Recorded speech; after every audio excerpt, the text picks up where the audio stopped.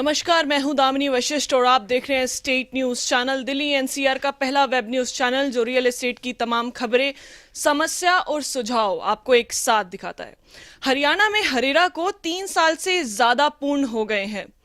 Real estate sector में Herrera के आने के बाद क्या बदलाव आया, कैसे लोगों को बिल्डर से छुटकारा मिल पाया, इस पर ज्यादा बातचीत करने के लिए हमारे साथ मौजूद हैं हरेरा के चेयरमैन के खंडेलवाल जी। सर, सबसे पहले मुबारक हो आपको, हरियाणा में हरेरा को 3 साल से ज़्यादा हो गए हैं। Thank you Damini ji. Sir, Harera आने के बाद रियल एस्टेट सेक्टर में किस तरह का बदलाव आया और कैसा ये बदलाव रहा है? देखो, जब हम बदलाव की बात करते हैं तो आपको समझना पड़ेगा कि पहले क्या स्थिति थी और आज क्या स्थिति है, तभी आप बदलाव के विषय में जान पाएंगे कि क्या बदलाव हुआ है। सबसे ज़रूरी चीज़ ये है कि रेरा आया क्यों, ये कानून आया क्यों। सबसे पहले जब हम इसकी पृष्ठभूमि समझ लेंगे तो आप ये आंकलन कर सकते हैं कि रेरा आने के बाद क्या स्थितियों में परिवर्तन हुआ है। रेरा आने के 4 मुख्य कारण थे। हर आदमी अपना घर चाहता है। जिस व्यक्ति ने व्यापार करना होता है वो व्यापार के लिए अपना स्थान चाहता है। तो घर जो है ना, उसका स्वप्न होता है मिडिल क्लास का। जब हरियाणा में, पर्टिकुलरली गुड़गांव में, उत्तर प्रदेश में नोएडा में, महाराष्ट्र में बॉम्बे में, ये बड़े सेंटर थे रियल एस्टेट डेवलप होने के, और यहाँ कुछ इस तरीके की धांधलियाँ हुई, इस तरीके की कुछ अनियमितताएं हुई, जिसका असर जो इन्वेस्टर, जिसने बड़े मेहनत करके बड़े यत्न के साथ अपने पूरे जीवन की गाड़ी कमाई उसमें इन्वेस्ट की, उसको घर मिलेगा। तो सबसे पहली जो परेशानी थी उस आदमी की थी कि उसने ये सोच करके 3 साल में 4 साल में उसको घर मिल जाएगा, उसने अपनी सारी जमा पूंजी लगा दी। 4 साल के 5 साल हो गए, 6 हो गए, 7 हो गए, 8 हो गए, ऐसे ऐसे मामले हैं जहाँ 10 साल हो गए। 10 साल के बाद भी उस व्यक्ति को ये नहीं मालूम कि उसे घर मिलेगा या नहीं मिलेगा, मिलेगा तो कब मिलेगा, और कब मिलेगा तो कैसी हालत में मिलेगा। तो इस सारी चीज़ का जो कहने का मेरा तात्पर्य ये है, ये एक अनिश्चितता की स्थिति, उससे जब चूंकि उसकी कमाई चली गई, पैसा चला गया, उसकी आशाएं टूट गई, वो एक बड़ी अजीब किस्म की मानसिक स्थिति गुजरने लगा। जो वेदना, जो तड़फ, जो दुख, जो दर्द उस आदमी का था ना, उसको समझने की ज़रूरत थी। उसके बारे में जब लोगों की बातचीतें, जब लोगों की ये भावनाएं, लोगों के विचार इस सरकार के संज्ञान में आए, तो उन्होंने कहा कि इस विषय पर यदि जल्दी कार्रवाई नहीं की गई तो इसकी जो इंटेंसिटी है, तीव्रता है, इसका जो असर है ना, वो और व्यापक हो सकता है। दूसरी चीज़, वायदा कुछ किया, दे कुछ और दिया। कहा कि मैं आपको ऐसा घर दूंगा कि मार्बल लगा होगा, वुडन उसमें पैनलिंग होगी, अच्छी जगवार की उसमें फिटिंग्स होंगी, बड़े बड़े सब्ज बाग दिखला करके बेच दिया। ऐसा ग्रीन होगा, ऐसी सुंदर पार्क होंगी। बड़ा आदमी इनेवर्ड होकर के उसने इन्वेस्ट कर दिया। जो वायदा किया ना वो पूरा नहीं किया। कहा कुछ, दे कुछ और दिया। क्वालिटी जो थी एक बहुत बड़ा इश्यू थी। जब मकान बनने के बाद, फ्लैट्स यूनिट तैयार होने के बाद कुछ दिन में उसका प्लास्टर झड़ने लगा। कई जगह स्ट्रक्चरल डिफेक्ट आ गए, कॉलमों में क्रैक आ गए, कहीं बेसमेंट में पानी भर गया। यानी जो कहा गया वो दिया नहीं, और जो बेसिक मिनिमम स्पेसिफिकेशंस थे, जो कि मकान की जो गुणवत्ता जो होनी चाहिए थी, जो उसकी क्वालिटी होनी चाहिए थी, जो उसकी किस्म होनी चाहिए थी, वो ना हो करके उससे पुअर क्वालिटी की चीज़ दे दी गई। नक्शे जो थे, बताया कुछ कि आपका फ्लैट ऐसा होगा, ये नक्शा होगा, उसको चेंज कर दिया। अपनी मनमर्जी से एरिया घटा दिया, बढ़ा दिया। फिर उससे अनाप शनाप पैसे मांगने लगे कि ये आपका एरिया बढ़ गया है। भाई ठीक है, आप 1 किलो आलू खरीदने गए, आपसे 1 किलो का पैसा लिया तो 1 किलो आलू तो मिलेंगे आपको। सुपर एरिया के नाम पर बदमाशी हुई। सुपर एरिया कहा कि बोला आपका आज 1500 है, जब पोजीशन लेने के बोला 1700 हो गया। अरे भाई 1700 हो गया कैसे हुआ? क्या चेंज हुआ? क्या बिल्डिंग प्लान चेंज हुए? क्या तुमने कोई एक्स्ट्रा कंस्ट्रक्शन कर दी? आखिरकार चेंज होने का कारण तो होना चाहिए। और जिस व्यक्ति ने पैसे देने हैं, अब पोजेशन का टाइम आ गया, उसकी दिक्कत क्या है? या तो पोजेशन लो, पैसा दो एक्स्ट्रा। अगला आदमी सुझाव तलबी करता है कि भाई ये बढ़ा कैसे, तो पैसा नहीं देंगे। जिस आदमी ने पूरी ज़िंदगी इंतजार किया हो कि उसको मकान मिलने वाला है, अब देखिएगा किस जंक्शन पर खड़ा है वो, कि इधर उसका मकान तैयार है, वो लेना चाहता है, लेकिन उससे फालतू पैसे मांगे जा रहे हैं। और भी अनाप शनाप पैसे पोजेशन के टाइम पर, बोले ये जी आप इस चीज़ का चार्ज दो, एनुअल मेंटेनेंस 2 साल की दो। भाई 1 साल की क्यों नहीं, 6 महीने की क्यों नहीं? और यदि मान लो आप पैसे लेने थोड़े लेट हो गए, तो बोला जी हमने आपकी प्रॉपर्टी रखी है, इसका होल्डिंग चार्ज दो। तो इस प्रकार से इसका ना जो वायदा था वो वायदा निभाया नहीं, जो एग्रीमेंट था उस एग्रीमेंट को ऑनर नहीं किया। न तो इस चीज़ में कि समय सीमा पर उसने ना फ्लैट दिया, और जो देना था उस तरीके का नहीं दिया, दिया भी तो। और इस सब के बावजूद अनाप शनाप उस पर चार्जेस लगा करके, अनाप शनाप उस पर पैसे और एक्स्ट्रा मांगने, एक्सटॉर्ट करने के लिए आपने पोजीशन के टाइम पर नई नई शर्तें रख दी। इस सब के बावजूद जो और एक बहुत बड़ी समस्या थी, जिस समस्या से उसको जूझना पड़ता था, वो समस्या ये थी कि जब वो उसके पास जाता था कि भाई मैं अपनी प्रॉपर्टी देखना चाहता हूँ कैसी बन रही है, क्या क्वालिटी है उसकी, तो उनके बाउंसर अंदर नहीं घुसने दें। जब वो दफ्तर में जाए तो दफ्तर में उसको ऊपर नहीं जाने दें। यानी वो बेचारा परिस्थितियों का दास बन के रह गया। अपना पैसा लगा करके उसे लगने लगा कि वो लूट लिया गया है, अपना पैसा लगा करके वो भिखारी की स्थिति में आ गया। इस प्रकार की जो अनियमितताएं थी, माल प्रैक्टिसेज थी, जहाँ कॉमन मैन के साथ धोखाधड़ी हुई, उस धोखाधड़ी को कैसे रोका जाए। फिर लोगों ने क्या किया कि आज ज़मीन ले ली, तुरंत अखबार में निकाल दिया, बोला हम यहाँ प्रोजेक्ट लेकर के आ रहे हैं और आप लीजिएगा, मकान लीजिएगा और ऐसा होगा और ये पेरिस बना के देंगे आपको। लोगों ने पैसा इन्वेस्ट कर दिया, लोगों से पैसा ले लिया एडवांस। लोगों ने कहा सारा पैसा एक मुश्त दे दोगे तो कंसेशन कर देंगे। लोगों ने, ऐसे बहुत सारे लोग थे जो जिसका लाइसेंस नहीं मिला ज़मीन का, उस प्रोजेक्ट लाने के नाम पैसे ले लिए। इनसे पैसे लिए, ये प्रोजेक्ट शुरू नहीं किया, उस पैसे से नई ज़मीन खरीद ली, वो भी लॉन्च कर दिया। वो लॉन्च कर दिया, उनके ही पैसे ले लिए। जिस ज़मीन का लाइसेंस तक नहीं मिला, उस ज़मीन के नाम पर लोगों ने प्रोजेक्ट बनाने के नाम पर यूनिट्स के, फ्लैट्स के, अपार्टमेंट्स के, विलास के, प्लॉट्स के पैसे ले लिए और वो बने नहीं। ज़मीन पर जो प्रोजेक्ट नहीं आया, ऐसे ऐसे केसेस हैं जिन मामलों में पूरा का पूरा पैसा दे चुका है वो। तो ऐसी स्थिति में जो एक बड़ी विषम स्थिति खड़ी हो गई, और एक ऐसी स्थिति थी जहाँ है ना कि बड़ा भारी उस व्यक्ति का शोषण हुआ, जिस बेचारे ने इस आशा के साथ इन्वेस्टमेंट किया था कि वो अपने घर के, खुद के घर बेचूंगा। हर आदमी की एक ये स्वप्न होता है। इन समस्याओं पर निजात दिलाने के लिए सरकार ये कानून लेकर के आई।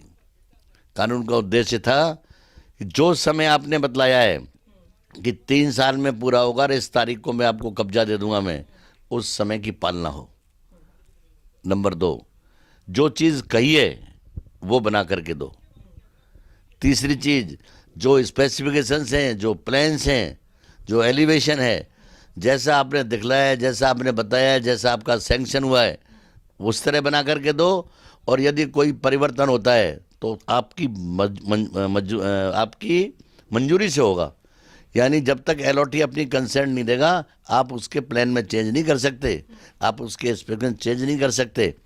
ऐसा कानून आया। फिर पूरा लेआउट प्लान चेंज हो रहा है, तो 2/3 लोग, जिन लोगों को बेचा गया है, उन लोगों की प्रायर रिटन कंसेंट हो। डिफरेंस है कंसेंट में, अप्रूवल में और प्रायर अप्रूवल में। प्रायर अप्रूवल तो ये, जब तक प्रायर अप्रूवल नहीं दी तो एब इनिशियो वो गलत है, चेंज नहीं कर सकते आप। और अप्रूवल का मतलब ये है कि आपने चेंज कर दिया और बाद में लोगों से सहमति ले ली। यहाँ सहमति भी बाद में नहीं है, सहमति पहले लेनी होगी आपको। या अब आपका पैसा जो डाइवर्ट होता था, सबसे बड़ी समस्या थी, इस प्रोजेक्ट का पैसा उसमें लगा दिया, इसका पैसा उस कंपनी में ट्रांसफ़र कर दिया, पैसे को लोग खा गए। अब कानून कहता है कि 70% पैसा जो आएगा आपका, 100% जो पैसा आएगा उसका 70% पैसा जो अलग अकाउंट में जमा होगा, और उस अकाउंट से केवल खर्च हो सकता है जमीन पर और कंस्ट्रक्शन पर। जमीन पहले खरीद चुका होता है लाइसेंस के लिए, तो जमीन पे तो खर्च होना नहीं। इसका मतलब जो पैसा 70% आया वो पैसा कहाँ खर्च होगा? वो पैसा खर्च होगा कंस्ट्रक्शन पर। इसका मतलब प्रोजेक्ट पूरा बनेगा जरूर, आपका पैसा 70% उसमें लग रहा है, 30% जो पैसा है वो भी किस पे खर्च होगा? प्रोजेक्ट रिलेटेड आइटम्स पर। आपने कॉन्ट्रैक्टर को एडवांस देना है, आपने जो एडमिनिस्ट्रेशन के लिए इंजीनियर्स रखने हैं, आपने अकाउंट्स का स्टाफ रखना है, वो उस पर खर्चा हो जाएगा। आपने लोन लिया हुआ है, लोन का रीपेमेंट हो जाएगा। पहले क्या था, लोन ले लिया, लोन को खा गए और लोन वाली एजेंसी ने वो ज़मीन भी गिरवी रख ली और कब्जा कर लिया। अब आदमी कहाँ गया? मैंने तो अपना पैसा दे के आपसे प्लॉट बुक करा दिया, उस आदमी ने उसमें कुछ नहीं किया और उस ज़मीन पर उसने लोन और ले लिया, बैंक से लोन ले लिया, इधर से मैंने इस पैसे को कहीं और डाइवर्ट कर दिया।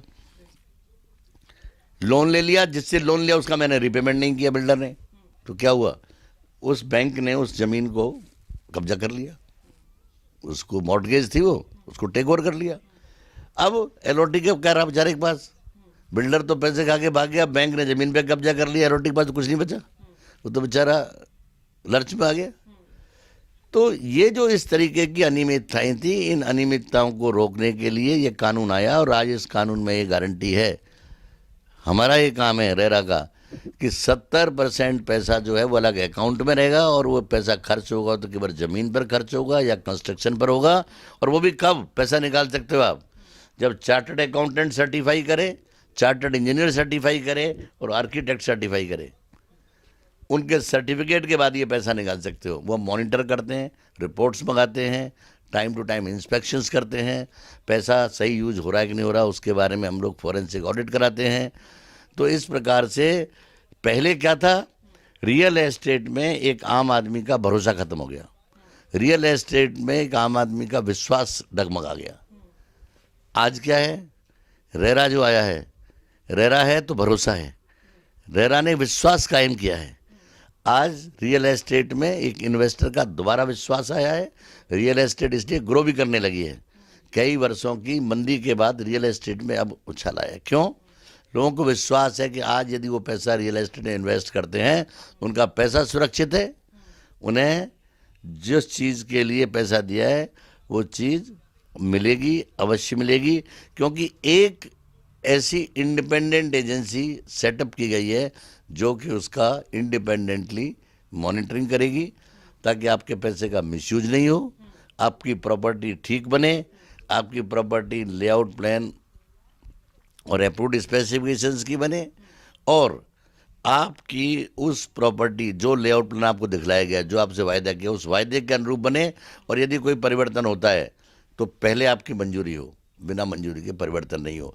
तो आप ये कह सकते हैं कि रेरा आने से जो रियल एस्टेट सेक्टर के अंदर जो खामियां थीं, जो बुराइयां थीं, जो बदमाशियां थीं, है ना, उन बदमाशियों में कमी ही नहीं आई है। कई चीज़ें तो बिल्कुल मूल रूप से उन बुराइयों को ख़त्म कर दिया गया है। तो जैसा मैंने कहा कि आपने पहले कहा ना, क्या परिवर्तन आया है? परिवर्तन ये आया है कि बुराई से अच्छाई की ओर आए हम लोग।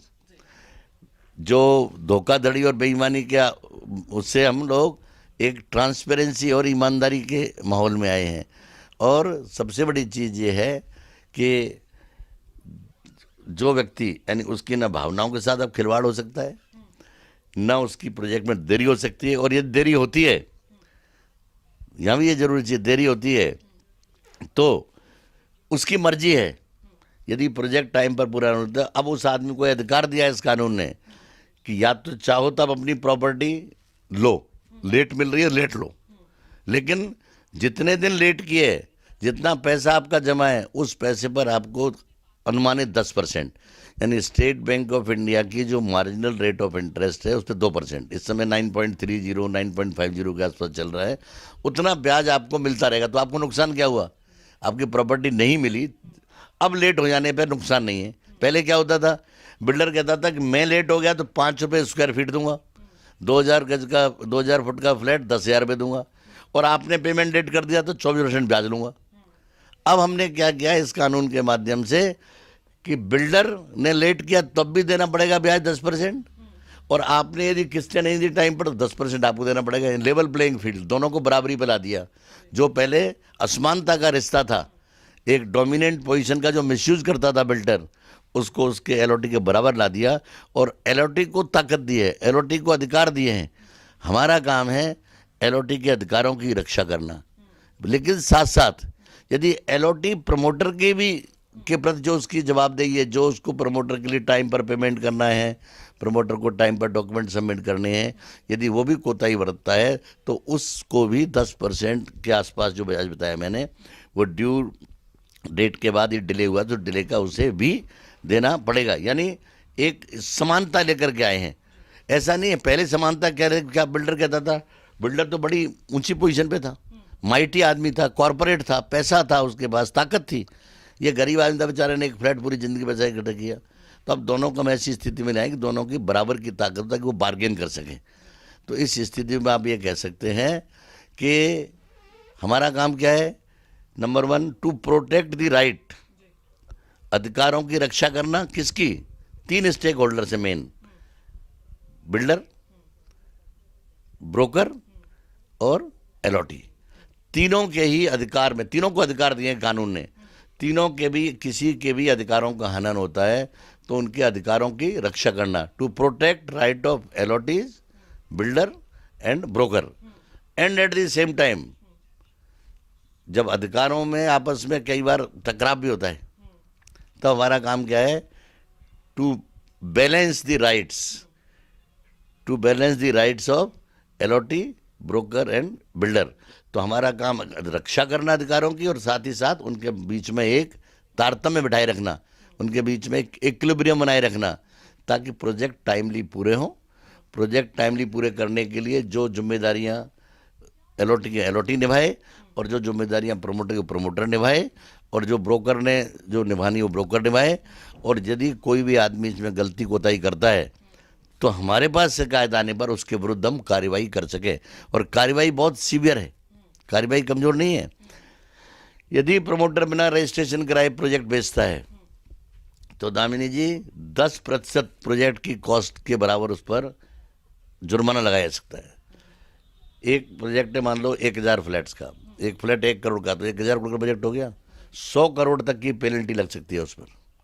और यदि एलओटी ड्यू डेट को पेमेंट नहीं करता, लगातार पेमेंट नहीं करता, लगातार डिफॉल्ट करता है तो कैंसिल हो सकता है। या वो रहना चाहता है तो उस पर भी 10% जो उसकी रियल एस्टेट की वैल्यू है, जो अपार्टमेंट है उसकी वैल्यू है, उस पर 10% जुर्माना लग सकता है। साथ साथ जितना डिले किया उसने उसको किस्त को देने में उसको ब्याज देना पड़ेगा। तो मतलब इस कानून के आने से क्या हुआ है, तीनों को राहत है, किसी के ना विरुद्ध में है ना किसी के फेवर में है। लेकिन सर्टेनली जिस आदमी के साथ पहले नाइंसाफ़ी थी, जिस आदमी के साथ पहले बराबरी का सुलूक नहीं था, उस आदमी को बराबर का हक दिया है। और एलओटी आज की तारीख में अपने आप को पूर्णतः सुरक्षित मान सकता है। तो सर इन पूरे 3 सालों में कितने कुल केसेस जो है रजिस्टर हुए हैं हरेरा के अंदर, किस तरह के ये केसेस थे और कैसे आपने उन लोगों की समस्या का समाधान किया और लोगों को फायदा पहुंचाया है? देखो मैंने आपको पहले तो बड़े मोटे तौर पर ये बतला दिया कि रेरा आने से क्या परिवर्तन हुआ है, माहौल बदल गया है पूरा।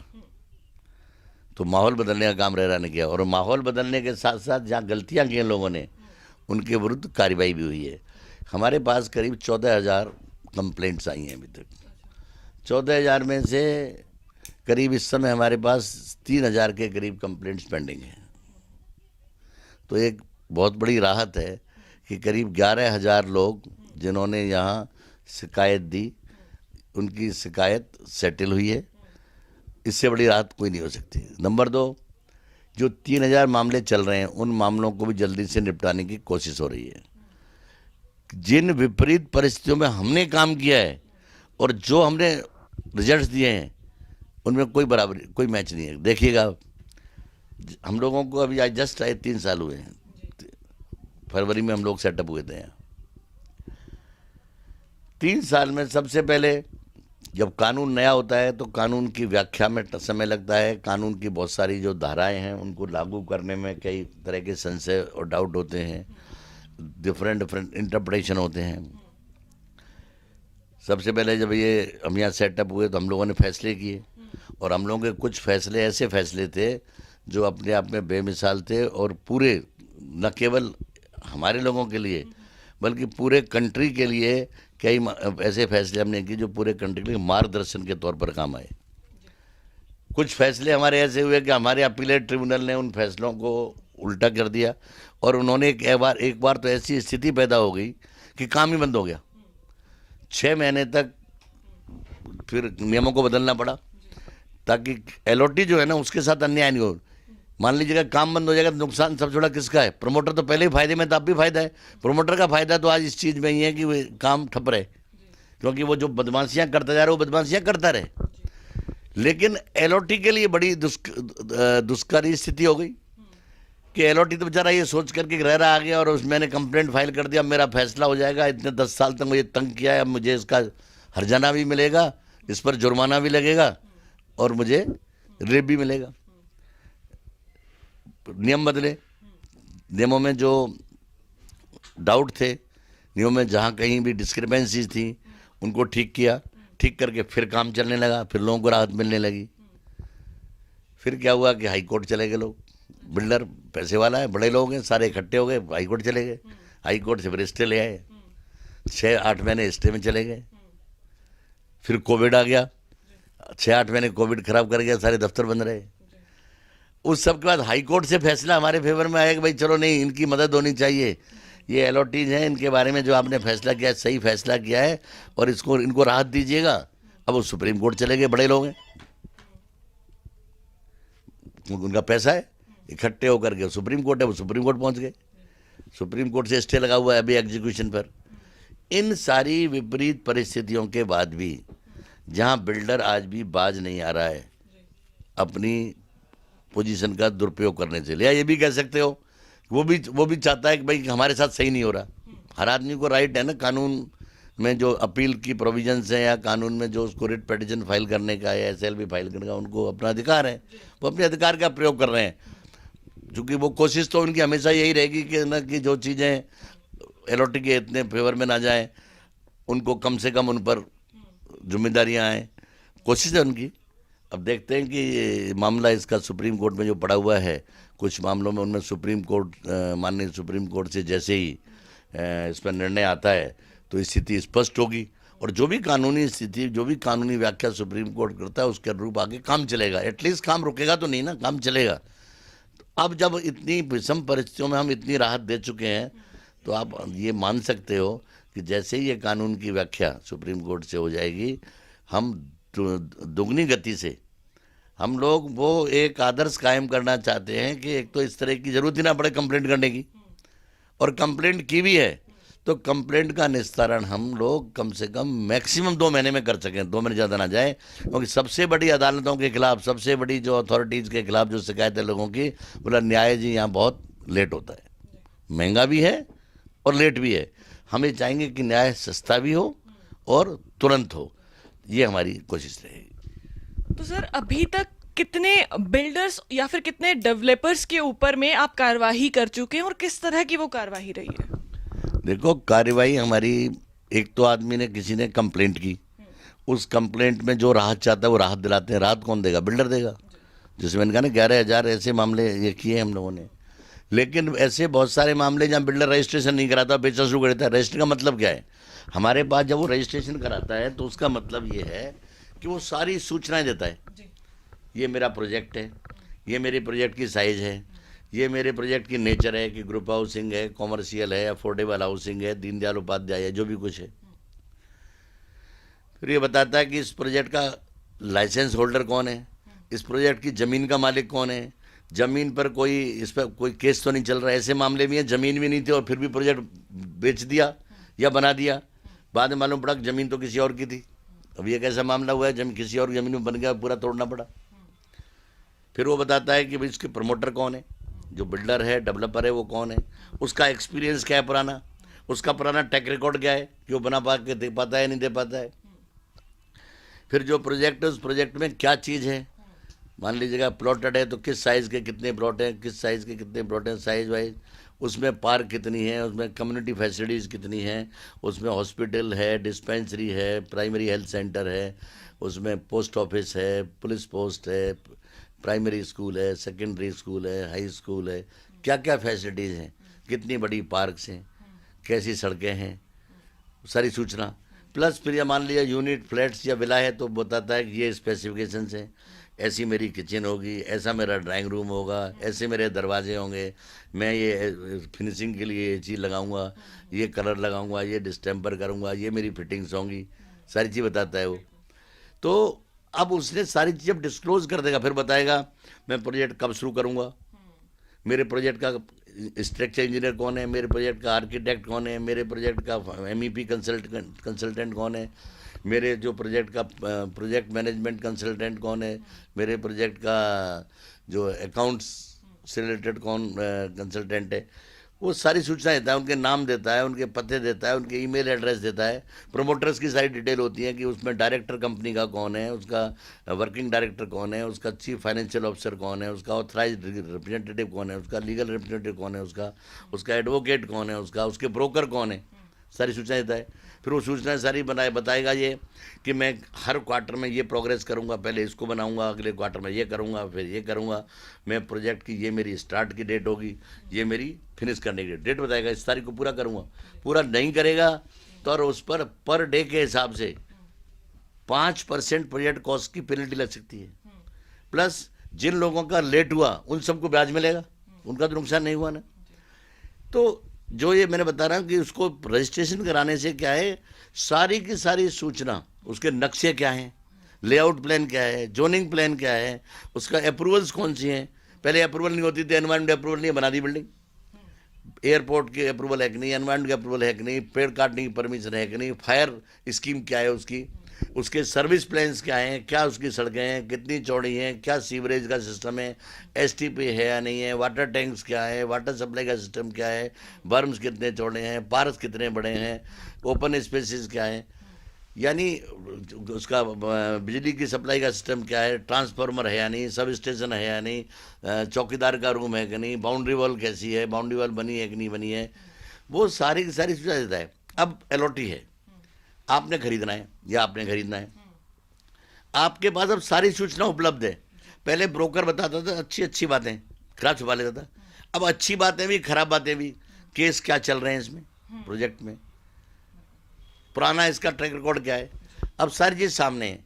तो आपके पास जब सूचना होगी, सूचना क्या है, ताकत है, आप सूचना के आधार पर एक इन्फॉर्म डिसीजन ले सकते हो कि भाई मुझे इसमें इन्वेस्ट करना है कि नहीं करना, और कर रहे हैं तो आपको मालूम है कि ये प्रोजेक्ट मेरा 4 साल में मिलेगा या 5 में मिलेगा या 3 में मिलेगा, और आपको यही मालूम है कि ये प्रोजेक्ट इनकी पुराना रिकॉर्ड कैसा है, और आपको यही मालूम है प्रोजेक्ट में क्या मिलना है, और आपको ये भी मालूम है, गारंटी है कि ये जो मैं इसने कह रहा है ये नहीं दिया तो इसको पकड़ लेंगे हम लोग, इसके खिलाफ कंप्लेंट कर देंगे, इसके खिलाफ कार्रवाई हो जाएगी।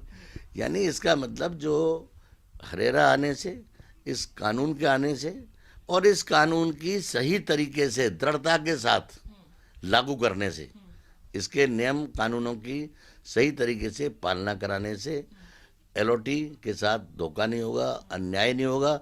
जिनके साथ धोखा और अन्याय हो चुका है और वो भी हमारे पास आते हैं, उन लोगों को भी हम रिलीफ दिलाते हैं, राहत दिलाते हैं। और रिलीफ और राहत के कारण फ़ायदा उनका क्या हो रहा है कि वो बेचारे अब थोड़े संतुष्ट होने लगे हैं, उन्हें कि उनमें आशा का संचार हुआ है, उनकी जो निराशा के वातावरण से बाहर निकल करके वो महसूस करने लगे हैं या तो उनका पैसा मिल जाएगा ब्याज के साथ, और जिस मेंटल एग्नी से, जिस डिसअपॉइंटमेंट, फ्रस्ट्रेशन से, जिस तनाव से वो गुजरे हैं, यदि वो तनाव को प्रूव कर पाते हैं, या जो उनको घाटा हुआ है प्रॉपर्टी नहीं मिलने से, जैसे मान लीजिएगा कि आप बैंक से लोन लिया, लोन का तो किस्तें देनी पड़ी, ब्याज देना पड़ा, आपको कारक जनवरी 2021 में आपको मिलना है, नहीं मिला तो आपको तो किराया भी देना पड़ रहा है, इधर किस्तें देनी पड़ रही है, प्रॉपर्टी मिली नहीं। तो जो किराया देना पड़ रहा है और जो मानसिक तनाव आपको हो रहा है, जिस टेंशन से आप गुजर रहे हो, जो ब्याज आपको देना पड़ रहा है बैंक को, यानी जो घाटा आपको, जो डैमेज, जो नुकसान, जो इंजरी हो रही है, उस इंजरी का आपको हर्जाना भी मिलेगा। ये इस कानून की एडिशनल चीज़ है, ब्याज के सिवाय हर्जाना भी मिलेगा। ब्याज तो मिलेगा ही, पहले ब्याज में ही निपटा देते थे कंज्यूमर जो कोर्ट्स में। अब क्या है, ब्याज आपका राइट है, आपने 1 करोड़ रुपया दिया और आपको 1 जनवरी को फ्लैट मिला था, नहीं मिला, तो 1 करोड़ का 10% के हिसाब से ब्याज आपको मिलता रहेगा हर महीने, तो आपको घाटा नहीं हुआ। पहले आपने 2015 में 1 करोड़ रुपए दे दिए, अब तो कुछ नहीं मिला, और आपको ये मालूम नहीं मिलेगा नहीं मिलेगा, एक तो आपको ये मिलेगा और प्रॉपर्टी मिलेगी। फिर आप कहते नहीं अब नहीं चाहिए, अब तो मैंने भाई अब नहीं दी तूने, मैंने तो दूसरी ले ली। पहले कोई रिफंड उसकी मर्जी थी, पैसा काटता था नाप से नाप। अब आपका राइट है कि यदि उसने टाइम पर प्रॉपर्टी नहीं दी है तो आपको पूरा पैसा मिलेगा आपका, उस पैसे पर ब्याज मिलेगा जब जब से आपने वो पैसा दिया अब तक का। ये बड़ी चीज़ है।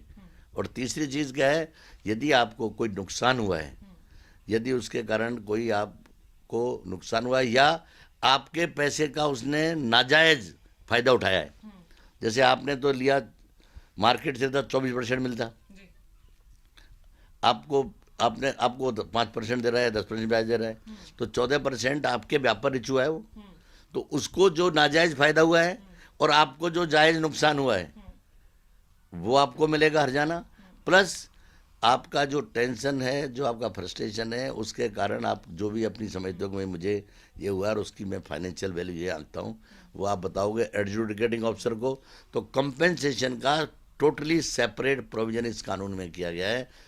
कोशिश बहुत की गई है बांधने की, उस सब के बावजूद जो है ना, जो चालाक है ना और जो बदमाश है वो रास्ते खोजता रहता है। वो रास्ते खोजते रहेंगे और हम उन रास्तों को बंद करते रहेंगे। इस आशा के साथ मैं विश्वास दिलाता हूँ आपको कि एलओटीज का पैसा सुरक्षित है, उनकी जो ड्रीम होम की जो उनकी ख्वाहिश है वो पूरी होगी, इसमें आपको कहीं भी किसी का संशय नहीं होना चाहिए। तो आपने इतनी कार्यवाही बिल्डर्स और डेवलपर्स के ऊपर में जब की है, तो कितने करोड़ों का जुर्माना आपने उनके ऊपर ठोका है अभी तक? जुर्माने और उसकी यदि राशि तो अभी आपको एग्जैक्टली तो ऑफिस से मिल पाएगी, लेकिन जहाँ भी कहीं में मौका लगता है, कहीं हम 50 लाख रुपए का, कहीं 10 लाख रुपए का, कहीं 1 करोड़ रुपए का जुर्माने लगाते हैं। अभी हम जुर्माने को बताते हैं उसे, अभी हमारा जो है रुख है सुधारवादी, दंडात्मक कम है। हम उसे डरा करके काम ले रहे हैं। अभी हम कह रहे हैं भाई तेरे पे यदि तूने नहीं रजिस्टर नहीं कराया, तेरे पर 100 करोड़ तक का जुर्माना हो सकता है, तो 100 करोड़ के जुर्माने से रजिस्ट्रेशन करा लेता है वो। यदि उन्होंने रजिस्ट्रेशन करा लिया तो टोकन पेनल्टी उस पर लगा के 10 लाख 20 लाख लगा के कर दी। लेकिन जो बदमाश है कहने के बाद नहीं करेगा, उसे 3 साल की सजा भी हो सकती है और पेनल्टी की मात्रा भी इतनी ज़्यादा हो सकती है कि उसके लिए फिर उसे सहन करना मुश्किल हो जाए। सर, अभी बात की जाए हरेरा में ऐसे कोई कितने नए प्रोजेक्ट अभी तक रजिस्टर हुए हैं कि जो आगे बनने वाले हैं इंफ्रास्ट्रक्चर की सुधरने और संवरने में? जनाब आली, ये एक ऐसा सवाल किया जो छोटा सा इसका जवाब हो सकता है। क्यों बाबत जी हैं? क्योंकि बाकी तो आपने सवाल किए, निबंध पूछे हैं, निबंध लिखवाए हैं। ये सवाल ऐसा है जो आपने ऑब्जेक्टिव टाइप किया है।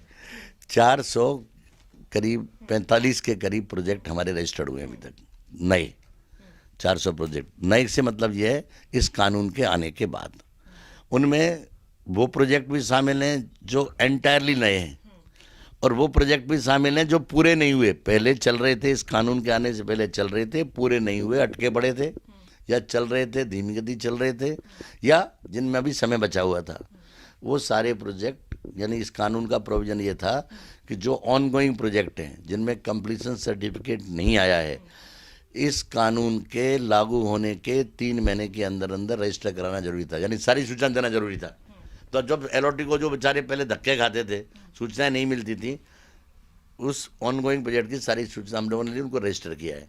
अब कोई भी आकर के यहाँ देख सकता है, हमारे यहाँ फाइलों को, नक्शे देख सकता है, स्पेसिफिकेशन देख सकता है, प्रमोट डिटेल देख सकता है, प्रोजेक्ट साइट पर कितना काम हुआ ये देख सकता है, नेट पर भी लोड होती सारी सूचना, और उसका हर 3 महीने की उसे क्वार्टरली प्रोग्रेस रिपोर्ट देती है, उसको लोड करता है, नक्शे लोड करता है, वो फोटोग्राफ लोड करता है। ये पोजीशन है। अभी क्वार्टरली प्रोग्रेस रिपोर्ट्स के मामले में प्रमोटर्स का थोड़ा सा रिस्पांस कम है। प्रोजेक्ट रेरा आने के बाद भी कुछ प्रोजेक्ट हैं जिनमें टाइमलाइन निकल गई, वो हम जुर्माना लगा रहे हैं, हैवी जुर्माना लगाएंगे। 1 साल के एक्सटेंशन देने का प्रावधान है, वो भी दे रहे हैं। लेकिन उसके बावजूद जिसने पूरा नहीं किया ना, उस पर हम नई शर्तें लगा, क्योंकि प्रोजेक्ट बंद तो कर नहीं सकते, बंद करेंगे तो इतने लोगों का नुकसान होगा। या तो बंद करेंगे तो टेक ओवर करेंगे, और टेक ओवर करके सरकार को देंगे या एलओटीज को देंगे, तुम खुद बना लो। लेकिन यदि मान लो टेक ओवर करने की स्थिति नहीं है, बिल्डर की जेन्युइन प्रॉब्लम्स हैं और वो पूरा करने का अब गारंटी दे रहा है, bank guarantee, personal guarantee, due diligence report, finances की रिपोर्ट, और अब हम उस पर अपना एक अफसर लगाएंगे फुल टाइम मॉनिटरिंग के लिए।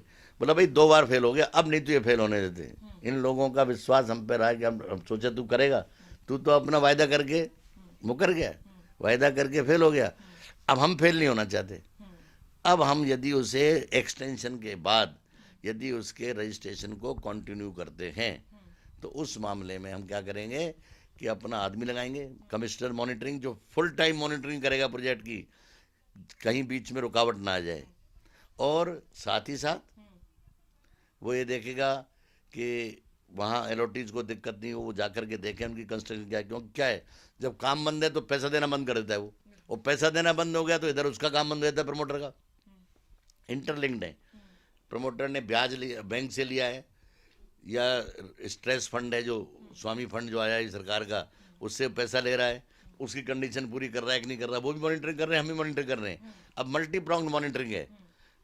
यदि एक्सटेंशन तक आदमी नहीं कर पाता है तो आगे यदि उसे प्रोजेक्ट पूरा करना है उसके लिए विग्रियस मॉनिटरिंग होगी, और उसमें हम किसी भी प्रकार की ढिलाई नहीं बरतना चाहते, किसी भी प्रकार का मौका नहीं देना चाहते उस प्रमोटर को कि टाइम पर प्रोजेक्ट पूरा नहीं हो, नहीं तो उस प्रोजेक्ट को टेक ओवर करेंगे, एसोसिएशन को देंगे या सरकारी किसी एजेंसी से पूरा कराएंगे। लोगों का आरोप है कि हरीरा की जो कोर्ट है वो रेगुलर नहीं लगती है, तो क्या कारण है इसका, और अगर ऐसा है तो ये कब से रेगुलर लगने लगेगी? ऐसा है कि कोविड आ गया, रेगुलर लगने का मतलब ही नहीं था। कोविड के दौरान तो रेगुलर लगेगी ही नहीं। कोविड से पहले ऐसा कभी नहीं हुआ कि रेगुलर नहीं लगती हो। कोर्ट्स के दिन होते हैं फिक्स। सोमवार को लगती है ह्यूमन राइट्स कमीशन की रिपोर्ट, फ्राइडे को लगती है ह्यूमन राइट्स कमीशन की कोर्ट। सोमवार को जब ह्यूमन राइट कमीशन की कोर्ट होती है और यदि कभी वो नहीं आ रहे होते हैं तब ऐसा ये आरोप नहीं है, बिल्कुल सत्य से बिल्कुल परे है, बल्कि हम उस दिन भी कोई कोर्ट अर्जेंट मैटर्स होते हैं उस दिन भी सुन लेते हैं। दूसरी चीज़, सुबह तो हम लगाते हैं रेगुलर कोर्ट, वहाँ सुनवाई करते हैं, और प्रोजेक्ट के लिए दोपहर को हियरिंग हम फिर यहाँ करते हैं, चैम्बर हियरिंग करते हैं। कोर्ट तो हियरिंग होती है, लेकिन क्या है काम ज़्यादा है, क्योंकि इतनी बड़ी समस्या थी। शहर में करीब 2.5 लाख लोग इस चीज़ से परेशान थे जिनके कि प्रोजेक्ट रुके पड़े थे, 2.5 लाख फ्लैट्स रुके पड़े थे। इतनी बड़ी समस्या को एक दिन नहीं सुलझ सकती। दूसरी चीज़, अकेला काम कोर्ट का नहीं है। डिस्ट्रिक्ट कोर्ट्स में क्या होता है कि उनका काम केवल कोर्ट है और कोई काम तो नहीं है।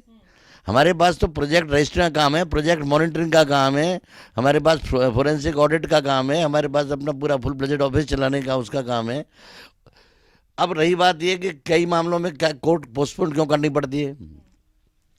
कभी वकीलों की स्ट्राइक हो गई, कभी नई बार काउंसिल का चुनाव हुआ है तो वो लोग अपना प्रोग्राम कर रहे हैं, कभी किसी की डेथ हो गई एडवोकेट की, उस सब के बाद कई बार दूसरे काम आ जाते हैं। चंडीगढ़ में मीटिंग आ गई तो कोर्ट आपको पोस्टपोन करनी पड़ेगी।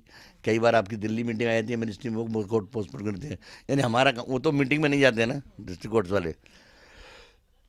इस सब के बावजूद जब कानून की व्याख्या, जैसे ना अपीलेट ट्रिब्यूनल ने काम रोक दिया, 15-20 दिन नए सिरे से पूरे चीज़ों को ऑर्गेनाइज करना पड़ेगा। फिर काम शुरू हुआ, फिर हाई कोर्ट से स्टे हो गया, फिर उन केसेस को ट्रांसफ़र करना पड़ा कुछ एजुकेटिंग ऑफिसर के पास, हमारे पास 10-15 दिन काम उससे सारा सफ़र कर गया। कोविड बीच में दफ्तर में किसी को कोविड हो गया तो लोगों की सुरक्षा जरूरी था, कुछ दिन कोर्ट ना लगाए। ऐसा नहीं, हम लोगों ने कोर्ट तो उस दौरान भी लगाई है जिस दौरान पूरे कंट्री में कोई कोर्ट नहीं लगा रहा था। तब भी हमने है ना कि वर्चुअल कोर्ट्स लगा करके ऑनलाइन हियरिंग की है। जितना हमारा बड़ा रिकॉर्ड होगा ना ऑनलाइन हियरिंग का, किसी का नहीं है। लेकिन कई बार ऐसी परिस्थिति आती है जब हमें कोर्ट पोस्टपोन करती है, तो हर जगह होता है। कभी प्रिसाइडिंग ऑफिसर बिजी होता है, कभी बीमार भी होते हैं लोग, कभी कोरम पूरा नहीं होता, रिकॉर्ड चलते। और जैसे मैंने कहा ना कि यदि हमारी यही गिरफ्तार चलती रही, मई के महीने के बाद हमारे पास केस ही नहीं रहेगा। हमारी आज स्थिति ये है कि हमारे पास जो डेट दी है हमने मार्च की है, जैसे अब पोस्टपोन मई में गए हम, 5 मई के बाद तो डेट ही नहीं दे रखी हमने। 5 मई से पहले पहले जितने भी केस लगे हुए हैं सारे केसेज की सुनवाई है। तो हमारा मामला मई के एंड तक तो हम सारे केसेज ही ख़त्म कर देंगे। तो ये कहना कि कोर्ट कभी लगती है कभी लगती है, कोर्ट हमेशा लगती है। लेकिन कोर्ट जब लगती है डेट, प्रीफिक्स डेट के बाद भी कई बार परिवर्तन करना डेट में जरूरी हो जाता है परिस्थितियों के कारण। सर, लोगों का एक आरोप ये भी है कि हरेरा के जो ऑर्डर्स है उनके जजमेंट्स में भी देरी होती है, और बाने तो ये है कि सेक्शन 29(4) के तहत 60 दिन के अंदर जजमेंट आ जाना चाहिए। ये तो दोनों को आपको सूचना पूरी नहीं है, ना पूरी तैयारी करके आई हैं। ये ऐसा है कि ये है, होता है हर जगह, मोस्टली जितने भी कानून आते हैं उन कानूनों में ये प्रोविजन होता है कि 2 महीने के अंदर उस मामले का निपटारा हो जाना चाहिए। लेकिन नहीं हो निपटारा तो आपको रिटन में उसका फाइल पे लिख देना चाहिए क्यों नहीं हो रहा है। अब निपटारा क्यों नहीं होता, प्रोसेस क्या है, संभव ही नहीं है 2 महीने होना। क्यों नहीं है? सबसे पहले वो आदमी अपनी कंप्लेंट फाइल करता है ऑनलाइन, फिर ऑनलाइन के बाद वो अपने जो है डिटेल्ड जो कि परफॉर्मा दिया हुआ है, फॉर्म दिया हुआ है, उसमें उस फॉर्म के अनुरूप पूरी अपनी उसमें वो सूचना देता है कि भाई ये तो मेरे फैक्ट्स हैं, ये तो मेरा नाम पता है, ये मेरा नंबर है, ये मेरा एडवोकेट है, ये जिसके खिलाफ मैं कर रहा हूँ प्रमोटर या डेवलपर, ये उसका नाम पता एड्रेस ये है, ये मेरे ब्रीफ फैक्ट्स हैं, ये मेरे फैक्ट्स के साथ ये मेरे साथ अन्याय हुआ है, ये इश्यूज हैं, इसमें जिनको डिसाइड करोगे तब मेरा क्लियर होगा और मैं ये रिलीफ चाहता हूँ, उसको दे देगा। जब यहाँ देख के जाएगा तो 3 दिन तो स्क्रूटनी में लगेंगे।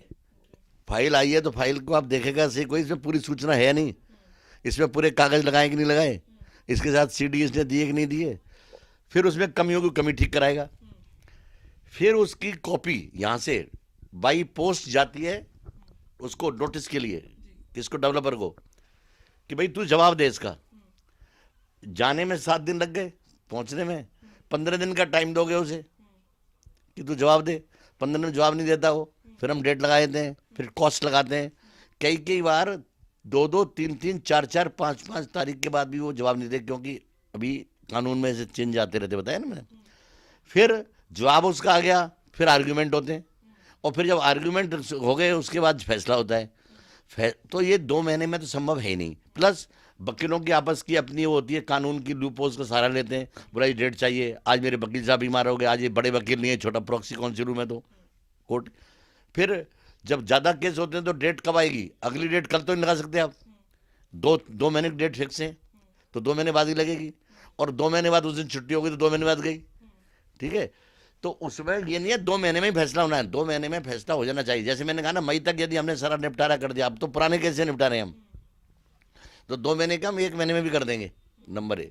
नंबर 2 बात जो आपने कही ना, फैसलों में देरी नहीं होती, जो आपने कहा ना फैसलों में, फैसले तो जिस दिन आपने फैसला कर दिया वहाँ फैसला हो गया, अब उसकी होती है लिखाई। होता क्या है, कई बार बंच केस होते हैं, 50 केस, एक बिल्डर के 50 केस आ गए, 50 का एक साथ फैसला किया, 50 के फैक्ट्स पढ़ना, 50 के एग्रीमेंट्स पढ़ना, 50 के एग्रीमेंट्स को आपने टेबुलेट करना, 50 के एग्रीमेंट करना, किसने क्या मांगा है उनको अलग अलग करना, फिर जाके तो उसमें कारण क्या होता है, उसमें चेकिंग, काउंटर चेकिंग, पैसे चेकिंग, वो होने में 2-4 दिन का टाइम लग जाता है। नॉर्मल कोर्स में जो हम डेली प्रोसीडिंग कराते हैं वो तो साथ ही साथ लोड हो जाती हैं। जजमेंट में जहाँ रिजर्व होते हैं, रिजर्व जजमेंट में फिर हमें डेट देनी होती है, 15 दिन, 20 दिन, 10 दिन, उसमें रिजर्व जजमेंट आ जाते हैं। जजमेंट्स में देरी नहीं होती। हाँ, ये आपकी बात वाजिब है कि जो 2 महीने की बात कही गई थी, मैं आपको दिखलाता हूँ, अपीलेट ट्रिब्यूनल के लिए भी यही लागू है, 60 दिन। 2018 का हमने एक फैसला किया था, 2021 में सेटल हुआ है। कानूनी प्रक्रिया जो है ना, कानून हमारा क्या कहता है, हिंदुस्तान कानून, यह कि एक निर्दोष आदमी को के साथ अन्याय नहीं हो, सॉरी, एक निर्दोष आदमी के साथ चाहे दोषी 10 बच जाए। इस चक्कर में क्या होता है कि प्रक्रिया लंबी है, वकील अपने है ना कि वो कलाकारी करते हैं, वो यूज करते हैं, उसीलिए जज कभी लेट नहीं करता। जज का क्या है, जज को तो फायदा है उसका, जज फैसला हुआ, उसकी आफत कटी। तो इस लिहाज से जो कानूनी प्रक्रिया ही इस तरीके की है, इस प्रक्रिया के तहत हमारा एक लिखा हुआ है इसमें कि आपको जो नेचुरल जस्टिस के प्रिंसिपल्स हैं उन्हें फॉलो करके फैसला करना है। नेचुरल जस्टिस का प्रिंसिपल क्या है, मेरे पास आज आपकी कंप्लेंट आई, मैंने आपको भेजी, मैंने यहाँ फैसला कर दिया, आप आए बोले मुझे मिली नहीं। अब हिसाब से तो आपको मिली नहीं, ये कहते हैं मैंने भेज दी, हम कहते हैं हमने भेज दी, लेकिन हमें इंश्योर तो करना पड़ेगा मिली कि नहीं मिली। और मिल भी गई तो कैसा, मुझे टाइम ही मिला जवाब देने का। फिर आपने जवाब भी दिया, बोला जी इन्होंने नई बात खड़ी कर दी, मुझे नया जवाब देना पड़ेगा। तो आपको दोनों पक्षों को एक उचित मौका देना होता है। यदि मौका नहीं दोगे तो नैसर्गिक न्याय के जो सिद्धांत है उनके खिलाफ है। तो आपको क्या करना है, मौका देना पड़ेगा। मौका दोगे तो मौके में टाइम ही लगेगा। कभी इस तरह की स्थिति नहीं आई किसी ने ये कहा हो कि जी मेरा जानबूझ के लेट हो रहा है। कोई लेट नहीं होता। कानूनी प्रक्रिया में आदमी को मौका देने के लिए, न्यायोचित मौका देने के लिए यह आवश्यक हो जाता है कि कई बार मामले लेट हों। हाँ, मैंने कहा ना कि इन 3 चीज़ों के कारण, पहले अपीलेट ट्रिब्यूनल ने उसको कानून की व्याख्या कुछ और की, फिर उसके कारण मामले रुक गए। अब 18 का मामला रुक गया, फिर उसके बाद कोविड आ गया, फिर हाई कोर्ट से स्टे हो गया, फिर हाई कोर्ट का फैसला हुआ, अब सुप्रीम कोर्ट से स्टे हो गया। तो हम तो अपनी ओर से वही कर सकते हैं जो हमारे पास हमारी ताकत है। हम कोई सुप्रीम कोर्ट हाई कोर्ट के ऊपर तो नहीं है। तो कहने का मेरा मतलब ये है कि 2 महीने का नियम जरूर है। 2 महीने के नियम में कोशिश भी होती है, और 2 महीने में बहुत सारे फैसले भी हुए हैं जहाँ समय पर जवाब आ गया, समय पर आर्गूमेंट हो गए, बीच में डेट मिल गई, फैसले हुए, समय पर 2 महीने में फैसले भी हुए, बहुत सारे हुए। लेकिन कुछ फैसलों में देरी हुई है, जहाँ अपील में चला गया आदमी। अब अपील में चला गया तो उसका राइट है अपील में जाने का, प्रमोटर का।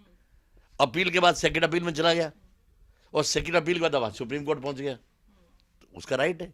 तो उसमें हम लोग क्या करेंगे? हम लोगों ने तो जो हमारा काम था, हमारा काम हमने कर दिया। हमारा काम अपनी पूरी जो हमारी ताकत है, अपने पूरे जो हमारी शक्ति और सामर्थ्य है, जो हमारा ज्ञान और विवेक है, उसके आधार पर हमने अपना फैसला कर दिया। सही समय पे किया है, मिनिमम से मिनिमम टाइम लिया है, और उसके बाद एग्जीक्यूशन उसका कब होता है, कब एग्जीक्यूशन से स्टे हटता है, ये उस आदमी का भाग्य है। तो ये थे हमारे साथ में हरेरा के चेयरमैन के खंडेलवाल साहब, जिन्होंने बताया हरेरा का हरियाणा में आने के बाद में कैसे निर्दोष बिल्डर्स, बायर्स और एजेंट्स को आराम मिला और रियल एस्टेट सेक्टर को आयाम मिला। ऐसे ही रियल एस्टेट की नई खबरें जानने के लिए हमारे साथ में देखते रहे स्टेट न्यूज चैनल। मैं हूं आपके साथ में दामिनी वशिष्ठ, कैमरामैन मनप्रीत सिंह के साथ।